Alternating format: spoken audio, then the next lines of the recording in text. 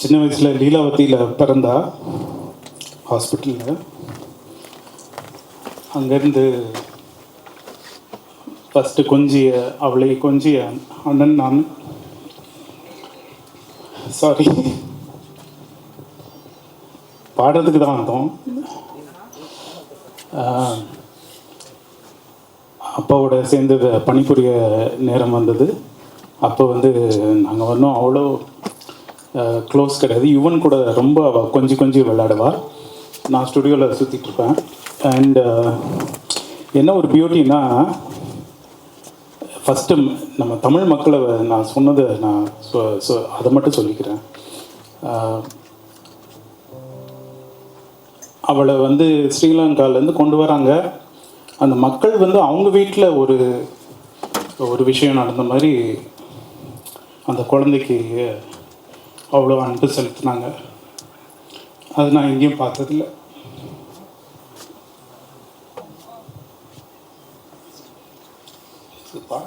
சரி, சாரி.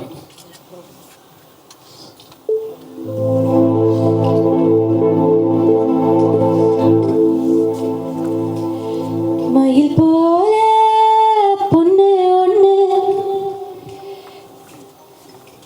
கிளி போல பேச்சு ஒண்ணு.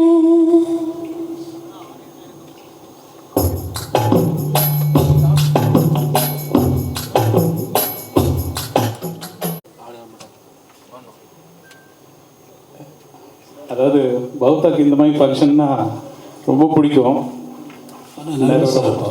நர்வஸாக இருப்பா. அதாவது வீட்டில் அவளுக்கு உண்மையிலேயே மியூசிக் டைரக்டர் ஆகணும்னு ஆசை, எனக்கு டைரக்டர் ஆகணும்னு ஆசை. அவளை அம்மா போட்டு ஏய் பாடு, உன் வாய்ஸ் ரொம்ப நல்லா இருக்கு, நீ பாடுன்னு வீட்டில் அத்தனை பாட்டு மாஸ்டர் அத்தனை விஷயங்களை அவங்களுக்கு கற்றுக்கணும். சின்ன வயசில் நல்ல வாய்ஸ் இருக்குது அப்படின்னு சொல்லிட்டு அவளை எப்படியாவது ஒரு நல்ல சிங்கராக கொண்டு வரணும்னு அம்மாவுக்கு ஏதோ ஒரு வெறி. ஸோ இந்த மாதிரி போயிட்டுருக்கோம். ஆனால் அவளுக்கு மியூசிக் பண்ணணும்னு ரொம்ப ஆசை. அது எனக்கு தெரியும்.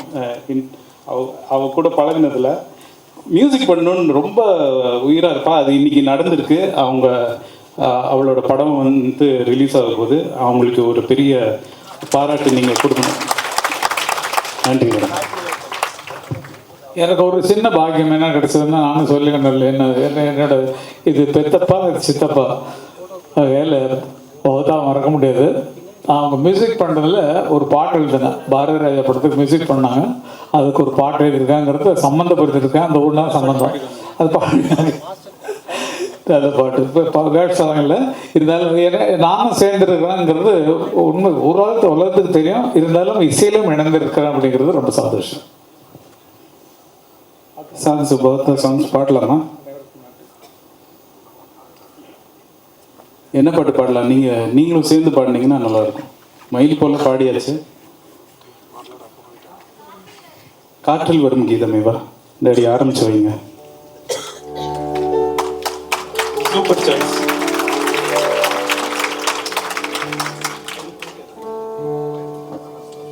ஆரம்பிங்க.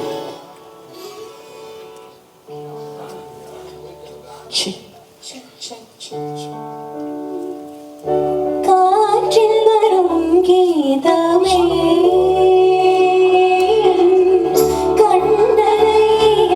கேளுங்க. இப்போ காற்றில் வருங்க. வாசிங்கப்பா. பாட சொல்கிறாங்க. 3,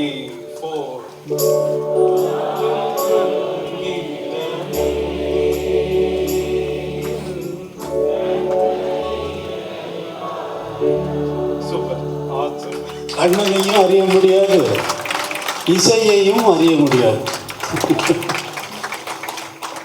பாட்டு எழுதும் பொழுது ஃபஸ்ட் லைனை கொடுத்துட்டு தான் வாலி சார் இந்த காற்றில் வரும் கீதமே, அதாவது கண்ணனுடைய குழலிலிருந்து வரக்கூடிய அவனே வாசிக்கக்கூடிய கீதமாக இருக்கக்கூடிய அந்த கீதம் காற்றிலிருந்து வர்றதுனால, காற்றில் வரும் கீதமே நீ கண்ணனை அறிவாயா, அவன் தான் அவனை ஓதுறான், இருந்தாலும் நீ கண்ணை அறிவாயா, அவன் வாய் குழலில் அழகாக அமுதம் ததும்பும் இசையாக மலர்ந்தாய் நடந்தாய் அலைபோல் மிதந்து காற்றில் வரும் கீதமே நீ கண்ணனை அறிவாயா. சிவபெருமான் பிறையில் நிலா நிலா இருக்குது. அந்த ஒளி வந்து சிவனை காட்டிடுமா? அதே போல் காற்றில் வரும் கீதம் கண்ணனை அறிய முடியாது. கண்ணன் தான் ஓதுகிறார். கண்ணனின் வாயிலிருந்து ஊதக்கூடிய அந்த குழலிலிருந்து வரக்கூடிய அந்த இசையை பார்த்து கேட்கின்ற பாடலாக இந்த பாடல் ஃபாசிலுக்காக அமைந்தது. இந்த திரை சம்பந்தமாக எதுவும் பேசக்கூடாதுன்னு நினச்சிருந்தேன். பட் இந்த பாட்டுனால நான் பேச வேண்டியதாகி போச்சு. நன்றி. பபதாவின் நினைவு நாளில் கலந்து கொண்ட உங்கள் அனைவருக்கும் என்னுடைய நன்றி. நன்றி, வணக்கம்.